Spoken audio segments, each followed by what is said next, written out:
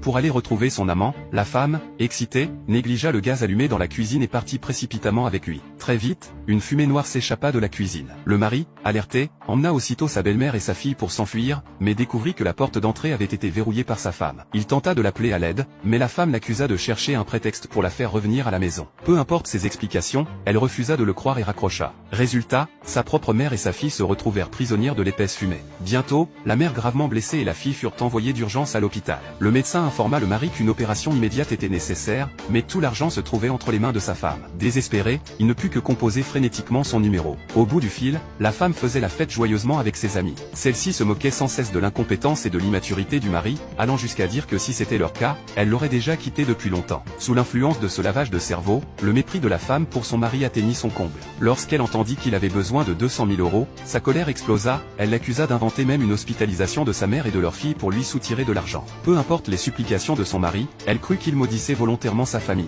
Après avoir raccroché, elle continua à s'amuser comme si de rien n'était, alors que sa mère et sa fille étaient allongées sur la table d'opération, en attente d'un paiement vital. Le mari prit alors en photo la fenêtre de paiement de l'hôpital et la lui envoya. La femme paniqua un instant, mais ses amis se moquèrent encore, affirmant qu'il avait tout mis en scène pour la manipuler, et qu'il n'avait aucun scrupule à jouer avec des vies humaines. À bout de force, le mari demanda à une infirmière d'appeler la femme pour lui expliquer la situation. Mais ce fut encore une amie de sa femme qui répondit. Non seulement elles se moquèrent de lui en affirmant qu'il avait engagé des acteurs, mais elles collèrent même le téléphone à la porte d'une chambre pour qu'il entende les ébats entre sa femme et son premier amour. Le temps passait, et le mari, désespéré, dut ravaler sa fierté et appeler des amis pour emprunter de l'argent. Mais la somme recueillie était loin d'être suffisante. C'est alors qu'il vit les publications récentes de sa femme sur les réseaux sociaux. Hors de lui, il se précipita sur place, attrapa sa main et la supplia de donner l'argent pour sauver la vie de sa mère et de leur fille. La femme lui jeta alors une carte bancaire à la figure, le prévenant que s'il osait l'utiliser, cela signifierait leur divorce. Pour sauver la mère de la femme et leur fille, le mari accepta immédiatement. Mais pour prouver que son mari mentait, la femme décida de l'accompagner à l'hôpital pour révéler la vérité. En chemin, ils croisèrent la cousine de la femme. Le mari n'eut pas le temps d'expliquer et courut directement à la caisse. Pendant ce temps, la femme profita de l'occasion pour écouter un message vocal envoyé par sa fille juste avant l'incendie. En entendant sa fille lui souhaiter bonne nuit d'une voix tranquille, elle fut encore plus convaincue que son mari mentait. Elle appela aussitôt sa banque et fit bloquer la carte, leur seul espoir de paiement. Sans surprise, la carte du mari fut refusée. En voyant le message de gel sur son téléphone,